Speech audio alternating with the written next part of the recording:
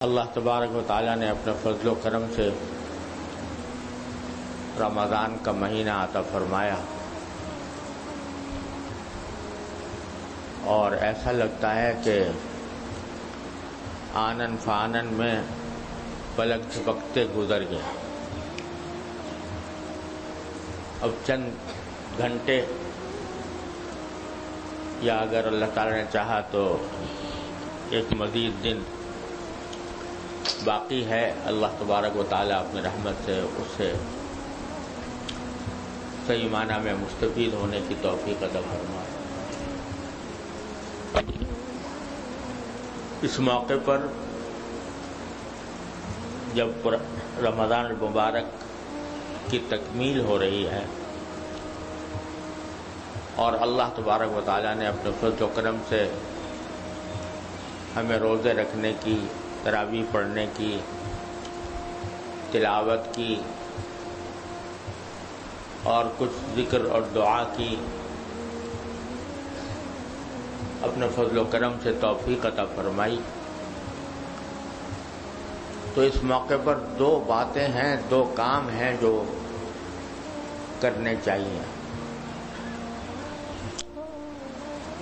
ایک تو اللہ تعالیٰ تبارک و تعالیٰ کی عطا فرمائی ہوئی توفیق پر شکر۔ یا اللہ، آپ نے اپنے فضل و کرم سے رمضان عطا فرمایا، یا اللہ آپ کا شکر ہے کہ آپ نے رمضان عطا فرمایا، اے اللہ آپ کا شکر ہے کہ آپ نے روزہ رکھنے کی توفیق بخشی، اے اللہ آپ کا شکر ہے کہ تراویح پڑھنے کی توفیق بخشی، اے اللہ آپ کا شکر ہے کہ تلاوت کی توفیق عطا فرمائی، اے اللہ آپ کا شکر ہے کہ اعتکاف کی توفیق عطا فرمائی۔ جو کچھ عبادتوں کی توفیق ملی اللہ جل جلالہ کی طرف سے، اس پر اللہ تبارک و تعالی کا شکر ادا کریں۔ اللہم لولا انت مہتدینا ولا تصدقنا ولا صلینا، اگر آپ کی توفیق نہ ہوتی تو ہم نہ ہدایت پاتے، نہ ہم نماز پڑھ سکتے، نہ ہم صدقہ دے سکتے۔ آپ کی توفیق سے ہمیں یہ سعادت عطا ہوئی، اس پر اے اللہ آپ کا شکر ہے۔ شکر کا اہتمام ہے۔ بعض مرتبہ ہم تواضع کی صورت میں اپنی عبادتوں کی تحقیر میں مبتلا ہو جاتے ہیں۔ تواضع کی شکل میں کہ بھئی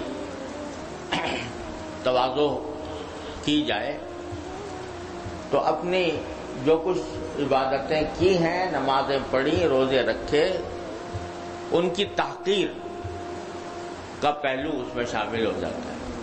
ہماری نمازیں کیا ہیں، ہم نے ٹکریں ماری ہیں، ہمارے روزے کیا ہیں، فاقے ہوئے ہیں، روزے کی حقیقت تو ہمیں حاصل نہیں ہوئی، نماز تلاوت کیا کی ہے، بس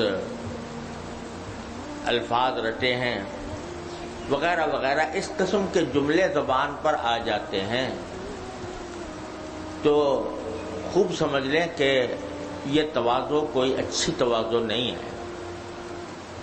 یہ تواضع بعض اوقات ناشکری کی شکل اختیار کر لیتے ہیں۔ ارے اللہ تبارک و تعالیٰ نے جو توفیق عطا فرمائی، پہلے اس پر شکر تو ادا کرو۔ پہلے اللہ تبارک و تعالیٰ کی بارگاہ میں ہدیہ شکر پیش کرو کہ یا اللہ آپ نے توفیق دی، کتنے ہیں جو اس توفیق سے بھی محروم رہے۔ اللہ تبارک و تعالیٰ نے اپنے فضل و کرم سے توفیق عطا فرمائی، تو اس پر شکر۔ اور جہاں تک عبادت میں اپنی کوتاہیوں کا تعلق ہے تو اس پر استغفار۔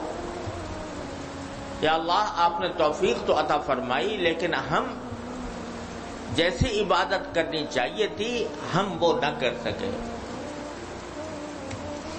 جیسی نمازیں پڑھنی چاہیے تھی، جیسے روزے رکھنے چاہیے تھے، جیسے تراویح پڑھنی چاہیے تھی، جیسے تلاوت کرنی چاہیے تھی اس کا حق ہم ادا کر نہیں سکے، تو اے اللہ ہم آپ سے مغفرت کے طلبگار ہیں، استغفار کریں۔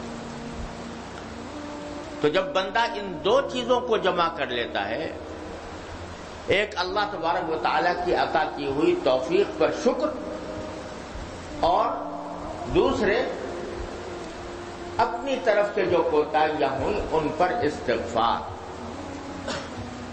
تو اللہ جل جلالہ اپنے فضل و کرم سے ہماری ان ٹوٹی پھوٹی عبادتوں کو بھی قبول فرما لے۔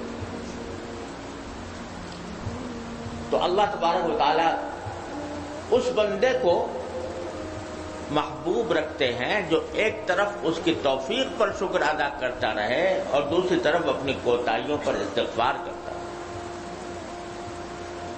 تو آج بھی رمضان مکمل ہو رہا ہے، تو اللہ تبارک و تعالیٰ اپنے فضل و کرم سے ہم سب کو توفیق عطا فرمائے کہ ہم اس کا شکر بھی ادا کریں اور اپنی کوتاہیوں پر استغفار بھی کریں، دونوں باتیں ساتھ ساتھ کرتے جائیں۔ اے اللہ آپ نے اپنے فضل و کرم سے توفیق عطا فرمائی، ہم اس کا آپ کا شکر ادا کرتے ہیں، اور اے اللہ ہم سے جو کچھ کوتاہیاں عبادات میں ہوئیں ان پر ہم استغفار کرتے ہیں، آپ سے مغفرت مانگتے ہیں، ان کوتاہیوں سے درگزر فرما کر اپنے فضل و کرم سے ہمیں عبادتوں کو اپنے قرب کا ذریعہ بنا لیجئے، اور اس پر جو ثواب آپ نے رکھے ہیں ان میں ہمیں بھی شامل فرما لیجئے۔ یہ دو کام ہیں جو ہر بندے کو کرنے چاہیے۔ قرآن کریم نے نیک بندوں کی تعریف میں یہ بات ذکر کی ہے کہ کانوا قلیلا من اللیل ما یہجعون وبالاسحار هم یستغفرون، کہ رات کو بہت کم سوتے ہیں، اللہ کی عبادت میں کھڑے ہوئے ہیں، بہت کم سوتے ہیں، لیکن جب سحری کا وقت ہوتا ہے تو ہم یستغفرون، وہ استغفار کرتے ہیں۔ یعنی استغفار کس چیز سے کرتے ہیں کہ یا اللہ جو آپ کی عبادت کا حق تھا وہ ہم سے ادا نہیں ہو سکا، تو اس واسطے ہم استغفار کرتے ہیں۔ جب بندہ اللہ تبارک و تعالیٰ کی بارگاہ میں دو چیزیں لے کر آتا ہے، ایک اس کی توفیق پر شکر اور ایک اس کی اپنی کوتاہیوں پر استغفار، اللہ تبارک و تعالیٰ کی نسبت سے یہ عبادت بہت مغتنم ہے کہ اس کی توفیق کی نسبت سے، ہماری کوتاہیوں کی نسبت سے بے شک قابل استغفار ہے، تو استغفار کریں۔ تو یہ دو کام اللہ تبارک و تعالی ہمیں اس کی توفیق عطا فرمائے رمضان کے خاتمے پر، ان دو چیزوں کا اہتمام کرنا چاہیے، اور جو کچھ اللہ نے دعائیں کرنے کی توفیق بخشی ہے ان کے لیے اللہ تعالیٰ سے مانگ لیا جائے کہ یا اللہ جو کچھ ہم سے بن پڑا دعائیں مانگی، لیکن ہم جو کچھ بھی مانگیں وہ متناہی ہوگا اور ہماری اپنی بساط اور ذہن کے مطابق ہوگا۔ آپ اپنے فضل و کرم سے اپنے خزانہ خاص سے ہمیں عطا فرما دیجیے۔ ربنا تقبل منا انک انت السمیع العلیم وتب علینا انک انت التواب الرحیم۔ اس کے معنی یہی ہے کہ جو کچھ عبادت کرنے کی آپ نے توفیق دی اس کو قبول فرما لیجیے، اور جو ہم سے کوتاہیاں ہوئیں اس پر توبہ ہماری قبول فرما لیجیے، اس پر استغفار قبول فرما لیجیے۔ اللہ تبارک و تعالیٰ اس کی توفیق عطا فرمائے۔ اور اب جو کچھ گھڑیاں باقی ہیں اللہ تعالیٰ ان سے بھی ان کو مغتنم سمجھ کر اس سے فائدہ اٹھانے کی توفیق عطا فرمائے، اور انشاءاللہ آپ حضرات خاص طور سے وہ حضرات جنہیں اللہ تعالیٰ نے اعتکاف کی سعادت بخشی ہے، وہ الحمدللہ ان کے تو جو لیٹنا بیٹھنا سونا یہ سب کچھ عبادت ہی میں گزرا، چاہے اور کچھ نماز نہ پڑھ رہے ہوں، تلاوت نہ کر رہے ہوں، صرف بیٹھے ہی ہوں، صرف لیٹے ہی ہوں، تو الحمدللہ وہ اوقات بھی عبادت میں ہے. عبادت کی پہلی قسم جو عبادت مقصودہ ہوتی، ایک تو عبادت میں نے کہا تھا نا کہ ایک عبادت وہ ہوتی ہے جو اصل میں عبادت نہیں تھی، نیت سے عبادت بنتی، اور ایک عبادت مقصودہ ہے، یعنی وہ بذات خود وہ کام عبادت ہے، اس میں کوئی اور پہلو شامل نہیں. تو اعتکاف جو ہے ماشاءاللہ یہ عبادت مقصودہ ہے، لہذا اس میں اگر بندہ سو بھی رہا ہے مسجد میں تو وہ عبادت مقصودہ ہی میں داخل ہے. اس لیے اللہ تعالیٰ بڑے قابل قدر ہے، قابل مبارکباد ہے، قابل شکر ہے کہ اللہ تبارک و تعالیٰ نے اس کی توفیق عطا فرمائی، اور جو کوتاہیاں ان پر استغفار ہے. اب دوسری بات یہ ہے کہ رمضان گزر گیا، اب باہر نکلیں گے، دنیا کی معرکے میں داخل ہوں گے، اور اعتکاف میں 10 دن گزارے یا رمضان الحمدللہ اللہ تعالیٰ کی طرف رجوع میں ہر مسلمان کے کچھ نہ کچھ اضافہ ہوتا ہے، وہ ہوا. رمضان کے بعد کیا یہ سب دامن جھاڑ کے دنیا کے دھندوں میں داخل ہو جائیں گے؟ کیا اس کا کوئی اثر باقی نہیں رہے گا؟ تو مجھے تو اللہ تبارک و تعالیٰ کی رحمت سے، اس کے فضل و کرم سے یہ امید ہے کہ ایسا نہیں ہے. یہ رمضان اللہ تبارک و تعالیٰ کی عطا ہے، اور جیسا کہ میں نے شروع میں عرض کیا تھا، یہ عطا اس لیے ہے تاکہ بندے کو اپنے قریب لانا چاہتے ہیں، بندے کو اپنا قرب عطا فرمانا چاہتے ہیں.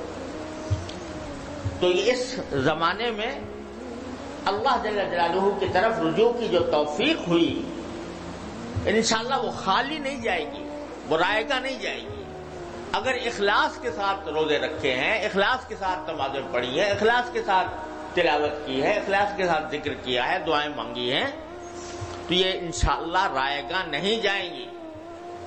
یہ سمجھنا کہ رمضان کے بعد بس دامن جھاڑ کے اب نکل جائیں گے، یا یہ باتیں ان کا اثر کوئی نہیں ہوگا، یہ شیطان کا دھوکہ ہے. اگر اللہ تبارک و تعالیٰ کو اپنے قریب لانا منظور نہ ہوتا تو توفیق کیوں عطا فرماتا؟ یہ رمضان کے اندر روزے رکھنے کی توفیق کیوں دیتے؟ تراویح پڑھنے کی توفیق کیوں عطا فرماتے؟ اعتکاف کی توفیق کیوں عطا فرماتے؟ اس کا فضل و کرم ہے کہ اس نے اپنے فضل و کرم سے یہ توفیق عطا فرمائی، تو انشاءاللہ وہ ہمیں محروم نہیں فرمائے. یہ ٹھیک ہے کہ اس وقت جو ایک ماحول بنا ہوا ہے، یا اس وقت جو ایک فضا بنی ہوئی ہے، یا اس وقت جو دل زیادہ رجوع کی طرف مائل ہیں، جب باہر نکلیں گے تو باہر نکلنے کے بعد شاید وہ کیفیت باقی نہ رہے، اور غالب یہی ہے کہ وہ کیفیت جو مسجد میں رہ کر حاصل ہو رہی ہے، وہ باہر نکلنے کے بعد شاید وہ کیفیت باقی نہ رہے. لیکن یہ نہ سمجھے کہ یہ محنت بیکار گئی، یا یہ وقت بے فائدہ گزرا. اس کے اثرات انشاءاللہ رہیں گے، اور ضرور رہیں گے، ضرور رہیں گے اللہ تعالیٰ کی رحمت سے. اگر اس کے اثرات دینے نہ ہوتے ہمیں رمضان کیوں دیا جاتا؟ اگر اس کے اثرات اللہ تعالیٰ دینے والے نہ ہوتے تو کیوں ہمیں توفیق دی جاتی کہ رمضان کے اندر ہم اس کی طرف رجوع ہوں؟ ہاں، کیفیات جو ہیں وہ آتی جاتی رہتی ہیں. کبھی کوئی کیفیت آ گئی، کبھی کوئی کیفیت. کسی وقت شوق بڑھا ہوا ہوتا ہے، کسی وقت انس بڑھا ہوا ہوتا ہے، کسی وقت بے دلی ہوتی ہے، کسی وقت تھکن ہوتی ہے، کسی وقت سستی ہو جاتی ہے. یہ کیفیات آتی جاتی رہتی ہیں. خود صحابہ کرام رضی اللہ تعالیٰ عنہ میں فرماتے ہیں، رسول کریم صلی اللہ علیہ وسلم سے ایک صحابی نے عرض کیا کہ رسول اللہ، جب ہم آپ کی مجلس میں بیٹھتے ہیں تو ہمیں ایسا نظر آتا ہے کہ جیسے جنت کو آنکھوں سے دیکھ رہے ہیں. جنت اور جہنم کو آنکھوں سے دیکھ رہے ہیں، ہمیں مجلس میں یہ محسوس ہوتا ہے، لیکن جب ہم آپ کی مجلس سے اٹھ کر جاتے ہیں، اپنے بیوی بچوں کے ساتھ ملتے ہیں اور ان کے ساتھ رہتے ہیں تو وہ کیفیت باقی نہیں رہتی. تو اس لیے ان کو خدشہ ہوا کہ کہیں ہم منافق تو نہیں ہو گئے کہ وہاں پر بیٹھے ہوئے تھے تو اس وقت میں جنت جہنم آنکھوں سے نظر آ رہی تھی، اور جب اپنے بیوی بچوں میں گھر والوں کے ساتھ جا کر بیٹھے تو وہ کیفیت باقی نہیں رہی. تو کیا ہم منافق ہو گئے؟ نافق الحنظلہ، حضرت حنظلہ رضی اللہ عنہ سے یہ صحابی، انہوں نے یہ یا رسول اللہ حنظلہ منافق ہو گیا اپنے آپ کے بارے میں. تو سرکار دو عالم صلی اللہ علیہ وسلم نے کیا جواب دیا؟ یا حنظلہ ساعتن فساعہ، اے حنظلہ یہ وقت کی بات ہوتی ہے. یعنی یہ جو کیفیات تمہیں محسوس ہو رہی تھی کہ جنت جہنم آنکھوں سے نظر آ رہی تھی، یہ ہر وقت باقی رہنا کوئی ضروری نہیں ہے. وقت کی بات ہوتی ہے. اس وقت میں تمہیں وہ کیفیت محسوس ہو رہی تھی، اگر بعد میں نہیں محسوس ہو رہی تو پرواہ نہ کرو. اصل بات یہ ہے کہ آیا عمل ٹھیک کر رہے ہو کہ نہیں، راہ مستقیم پر قدم ہے کہ نہیں. قدم عمل ٹھیک کر رہے ہو نہیں، تو عمل جب ٹھیک کر رہے ہو تو پھر کیفیات آتی جانی ہوتی ہیں، کبھی آ گئی کبھی چلی گئی. لوگ اس کیفیات کے چکر میں پڑے رہتے ہیں اور اس کی وجہ سے بعض اوقات مایوسی کی طرف جانے لگتے ہیں کہ بھئی میں جب وہاں تھا، رمضان میں تھا، تو نماز میں بڑا مزہ آتا تھا، اس میں سجدے کرنے کو دل چاہتا تھا، سجدے کے اندر اللہ تبارک و تعالیٰ سے قرب محسوس ہوتا تھا، خوب لطف آ رہا تھا. اور جب میں باہر نکلا تو نماز میں پڑھتا ہوں تو ایسے لگتا ہے کہ بے مغز ہیں، اور اس کے اندر وہ روح نہیں ہے، اس کے اندر وہ کیفیت نہیں ہے، نہ رونا آتا ہے، نہ وہ اللہ تبارک و تعالیٰ کی طرف رجوع کی وہ کیفیت محسوس ہوتی ہے، تو آدمی مایوس ہونے لگتا ہے. سرکار دو عالم صلی اللہ علیہ وسلم نے فرمایا کہ نہیں ان کیفیات کے درپے نہ ہو، اصل بات یہ ہے کہ عمل ہو رہا ہے کہ نہیں، دلی سے بے دلی سے، دل لگا کر بغیر دل لگے، کسی طرح بھی ہو رہا ہے. تو یہ اللہ تبارک و تعالیٰ کا فضل و کرم ہے. لہذا انشاءاللہ ثم انشاءاللہ رمضان کے بعد یہ کیفیات اگرچہ نہ رہیں لیکن اس کی رائے کا نہیں جائیں گی. یہ عبادت اللہ تعالیٰ کی طرف ساتھ جو قرب الحمدللہ اس زمانے میں عطا ہوا، اس کے اثرات باقی رہیں گے. البتہ بس ایک چیز ہے جو خطرناک ہے، اور وہ ان اثرات کو ختم کرنے والی ہے، وہ ہے گناہ. ٹھیک ہے بھائی، اب رات کو لمبی رکعتیں نہیں پڑھی جا رہی، اور روزہ نہیں ہے، تراویح نہیں ہے، لیکن 5 وقت کی نماز ہے. جس طرح بھی ہے 5 وقت کی نماز با جماعت مسجد میں ادا ہو رہی ہے، الحمدللہ، اللہم لک الحمد لک الشکر.